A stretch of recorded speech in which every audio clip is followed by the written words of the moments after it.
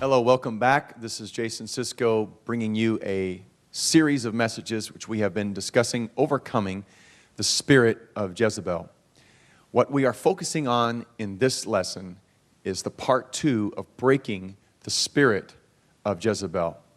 So in our first segment of this, we dealt with specific points of what we do in confrontation of Ahab, and then how that we feel overwhelmed by retaliation once we start dismantling that system or coming against that system. What I have learned in my own experience as I first operated in this dimension of spiritual warfare and identified the spirit of Jezebel, I found that Jezebel has an alias. Jezebel manifests herself as a spider. You could even say a black widow spider would be a perfect analogy of how this spirit operates. A black widow will turn herself in a pseudo position of submission for the male black widow spider to come and mate with her. But her web is considerably larger than his.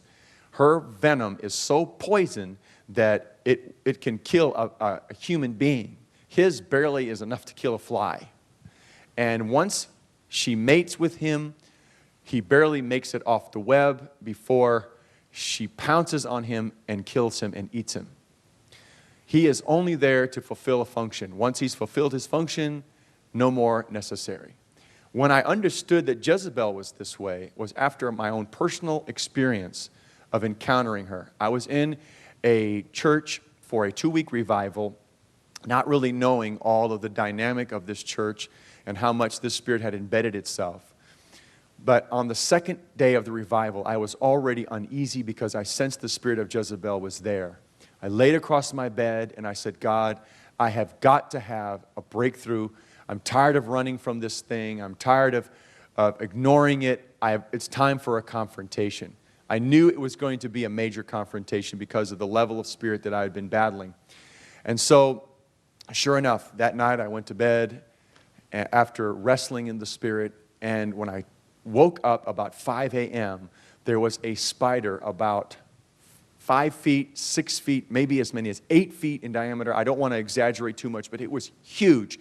It stretched from the ceiling to almost to the floor, and it was dangling on its web with its stomach exposed and its legs moving.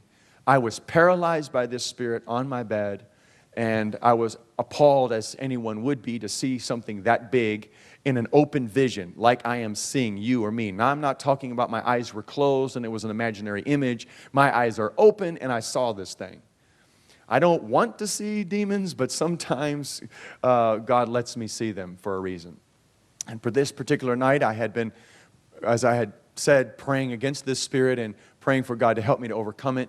And the legs on this thing reached out, and the 3 legs down, the third leg down on each side, stretched and touched my stomach. And I felt something exchange. I don't know exactly what it was, but I felt something happen. And then the spirit was gone. And I was rebuking it in my mind, but it couldn't come out of my mouth until it left. And then I relaxed and I prayed, and God, what happened? And the Lord spoke to me and He said, I made it disconnect itself from you. Now, the Bible talks about the innermost parts of the belly as being a symbol of our emotions. And that thing touched either part of my stomach, and I recognized at that point that it was affecting me emotionally. And that these emotions were then affecting me physically, my nerves, etc., from the stress and from feeling overwhelmed by the spirit. The next day I was sick. I had a fever, and I was totally reminded of that spirit by physical spiders jumping in my room, being in the sink, being in the bathtub, coming out from my pillow that night after the service. And I had a direct confrontation with that spirit before I left, in which God gave me a tremendous and a marvelous victory. And I praise God for that. But this was the night when I recognized that this operates as a spider. How it operates as a spider in human beings in the spirit world is that this spirit wants to dominate hundreds of people, thousands of people, millions of people.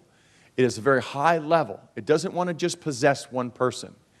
A spider, it has as much reach as its web. You take a spider off of its web, and it doesn't really have very much power. But on the web, it has a lot of power. And so this is what makes you feel overwhelmed. The overwhelming that you have is not the spider or the spirit, but it's the web that overwhelms you because you see it everywhere. The moment that your eyes are open to this spirit, there will not be any country you will go into where it will not be. There will be almost every family that you come in contact with will have an element of it. Every church that you will find, they either have been battling it or they will battle it very soon.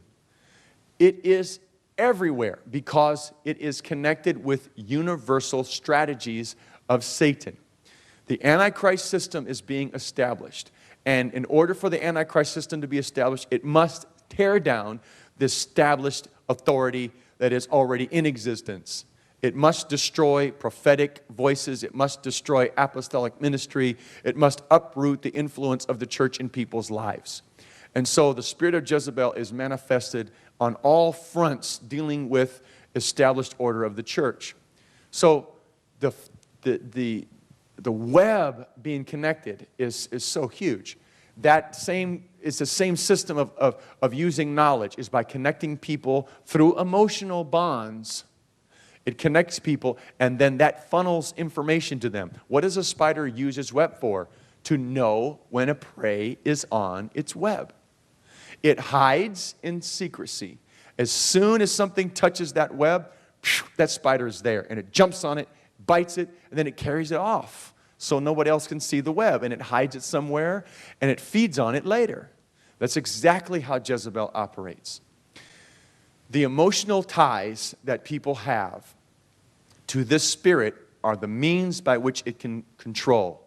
The moment that you cross them in their wounds, in their offenses, in whatever way that they've been abused or mistreated by someone in authority, that is the signal to this spirit to manifest. It comes, it channels through. That person does not even hardly remember. They're just angry. All they know is that they're angry. And they speak. And when they speak, it's all these words from this spirit. And it's that overwhelming that Elijah felt. Who am I? I'm not better than my forefathers. I'm ready to die. And he literally despaired of life. That is an unnatural emotion. That is an emotion that came from Jezebel. And when you start feeling despairing of life, when you are overwhelmed, when there's depression, when there's confusion, and when you feel like there is no rising up against it, there's nothing that I can do, I am trapped, I am wrapped up. What happens? I used to see ants fall on a spider's web, and the spider would come out, and the ant would almost be as big as the spider, and he would stand up on the web, and he would foam, and man, you got those big carpenter ants with the big pinchers, and